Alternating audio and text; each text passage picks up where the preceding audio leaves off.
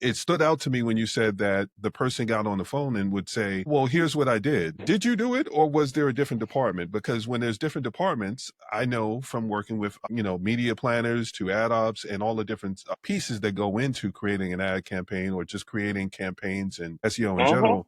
You have to know who's doing what job. And sometimes I don't want to talk to the account manager about that. I want to see the report because that's going to tell me how the line items were set up. That's going to tell me how you're marketing a campaign. Are you running a campaign where one of the things that I used to do is we used to do 3 campaigns. Whenever we ran one, we would do 3. One we were testing, we would turn that down so that we can gather some information, but we weren't damaging the actual metrics that they would get. And then another one, we knew, okay, well, this is what we have to do. So we're going to do what the agency asked us to do, but we're also going to set something off to the side because what happens in some cases is if you're the third party and the agency is basically the go-between, the agency's not going to go back and say, well, we gave them bad instructions. What they're going to do is say, well, they didn't do their job. And then you won't get that project again, or you'll never get to work with that brand again. So I would run a third campaign to cover what I know we were supposed to be covering. Like you said, this is what your goal is. I'm going to set this off to the side and we're going to get that information.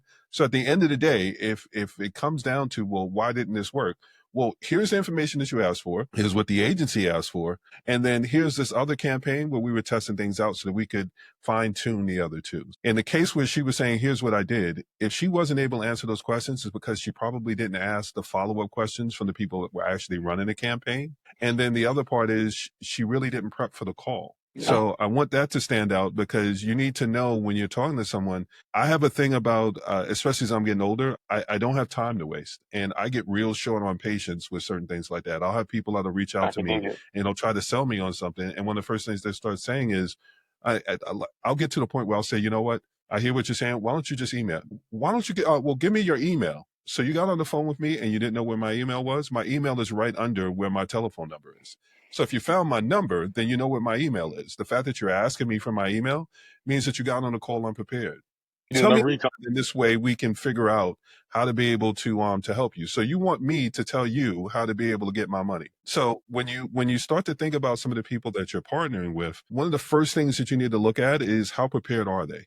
You want to also find out how many people are involved in the process, because if there are multiple people that are part of that process and your account manager is just the person that you normally talk to, I say this as someone that's been an account manager for years. If that person isn't the one that's actually doing the work, then you also want to be able to have the people that were doing the work on the call, because when you ask that person a question they can't answer, you shouldn't have to wait for someone to get back to you for you to be able to get that answer. You should be able to get that in real time, because otherwise, especially when you do these scheduled calls, have all the people that are supposed to be on the call that can answer your questions. Because if you have to wait for the next sprint, you could be losing a lot of time. I will give Yelp as an example. God bless them, but like I don't rock with Yelp because they just I can't stand them. Yeah, they're on my list. They have those kind of situations where they pressed me. They were like, if you could just give us a chance, we'll advertise with you. And I said, fundamentally, I just have an issue with the way that you're structured and the way that you go about doing things. But I don't mind being wrong. If you can prove me wrong. They actually have really high turnover too, internally.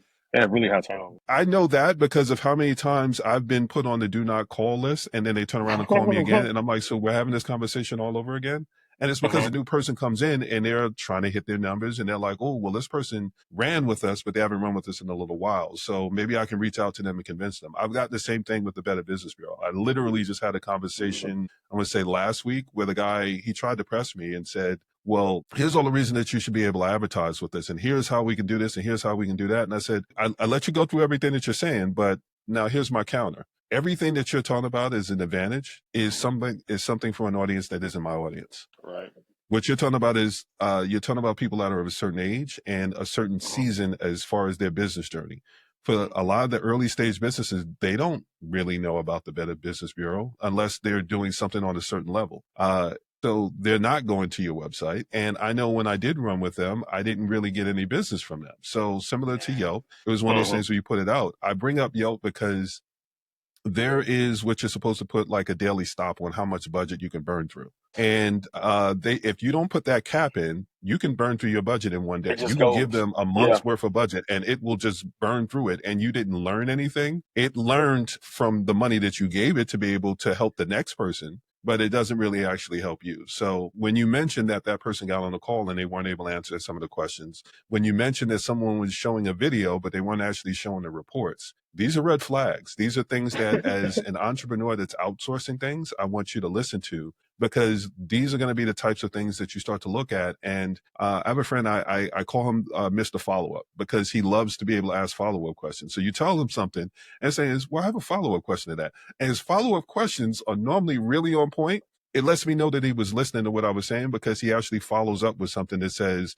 not only did I hear what you were saying, but now here's the next part that I want to be able to understand. So you need to be able to get on the phone if you're having these scheduled calls where you can get those questions answered. Because if you don't, the reason I brought up Yelp is there was someone that didn't put a cap in and he burnt through the budget in a day. And their thing was, what do they say? They'll say, like, I'll give you $500 and you can match it Yes. or whatever it was. And they burnt through their 500 a day, and I didn't get any sales or anything. And then they were like, oh, well, you want to continue? So you can start to burn through my money? No, you burned through yours. That credit that you gave me, you didn't set the campaign up right. And you're talking to someone that knows how to set up campaigns. So you didn't put a daily cap in. You didn't measure everything right. So I didn't get in front of the audience I was supposed to get in front of. These are red flags. So if you don't catch these things when you're on the phone with them that initial time, it can take, let's say the next time you get on the phone with them, it's like a week or 2 weeks. Do you know what kind of damage can be done within that amount of Yeah. time? And you Yeah. don't get that money back. A lot of these companies No. don't do make goods. When I came up, there No. were make goods. So I wanted to be able to actually highlight that part, because this goes back to where you're talking about earning trust.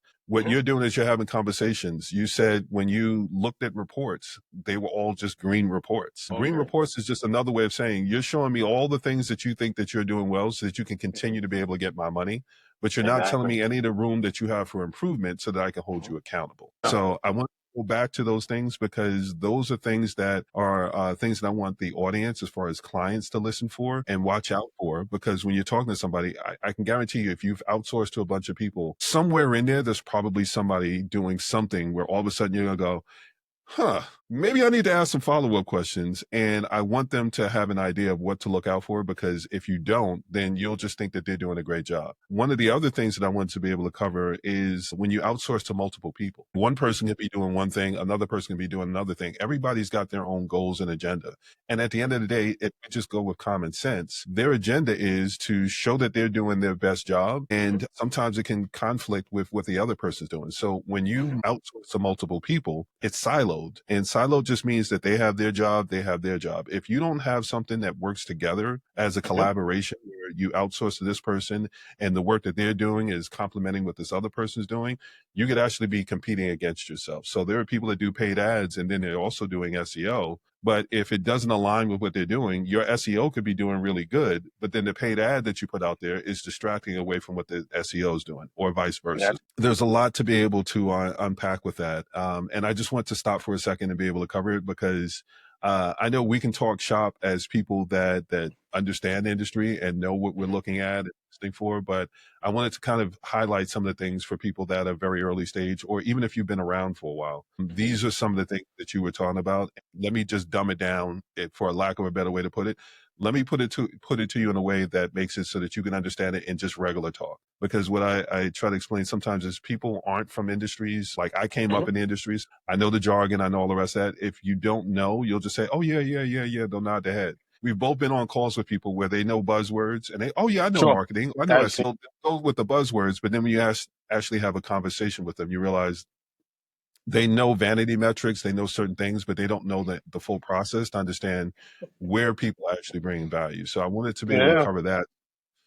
At least from that part, people will be able to ask some better questions and have a better idea of what they're looking for.